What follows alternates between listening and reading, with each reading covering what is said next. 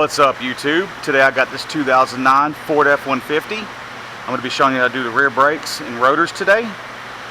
Anyways, if you haven't subscribed to my channel, please subscribe so I continue to make videos like this to make your life easier. Let's get started. Now the first thing I'm going to show you is a little trick. This whole job only requires two tools. Let's get that off of there. First thing we're going to do, these little ears right here.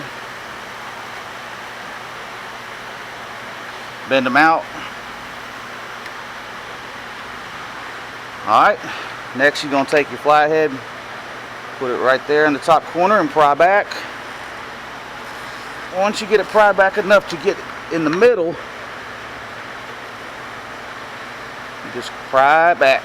Just keep working that piston back until it won't go back no more. Alright. Now, we're going to take our 10mm and break loose these bolts.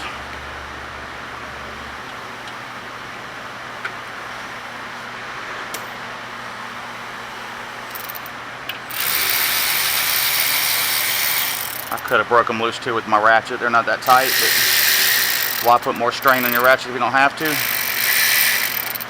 You're probably wondering why these old pads are sitting up here. That was the other side. You'll see in a minute. Let's go ahead and reverse that. Pull your bolts out. Set them somewhere safe. Looks like a good spot to me. Now we can pull our caliper off. See how when I pull that off, that brake pad comes right off. Just kind of tuck that out of our way. Pop that out. Alright, we're changing the rotors, so I'm going to have to hammer this one off. Now while you're hammering it, put pressure on the other side so it'll come off nice and even instead of cocking. Now I know the rotors are right because I've already compared them. On the other side,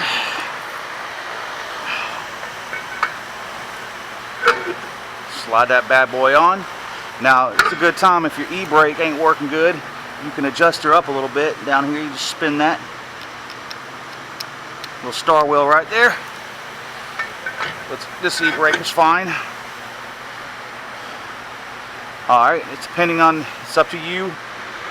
You want to change your clips or not. I'm going to go ahead and change them because they come in the box. So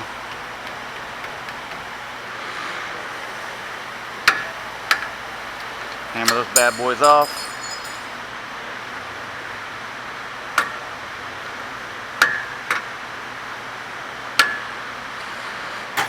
Generally, if they're rusty and in really rough shape, I'll change them. If they don't look that bad, I'll leave them alone.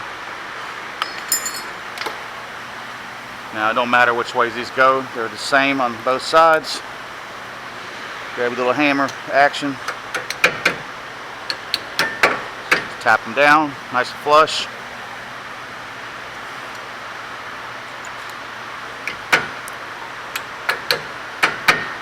Just like that. Alright, now,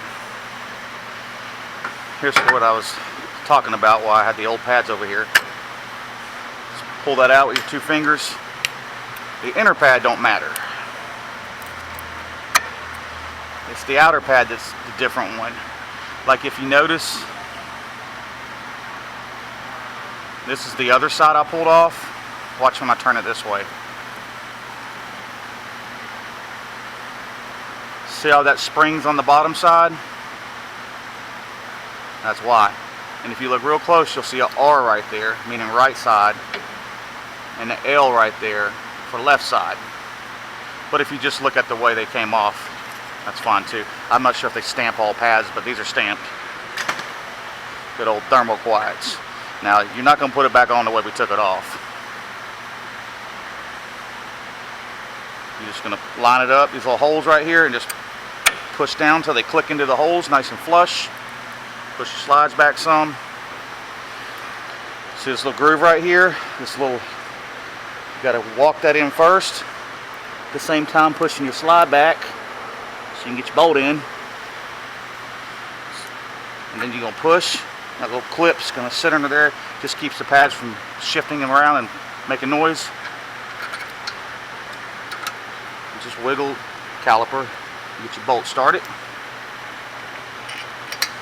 And with the bottom, go ahead and tighten them down.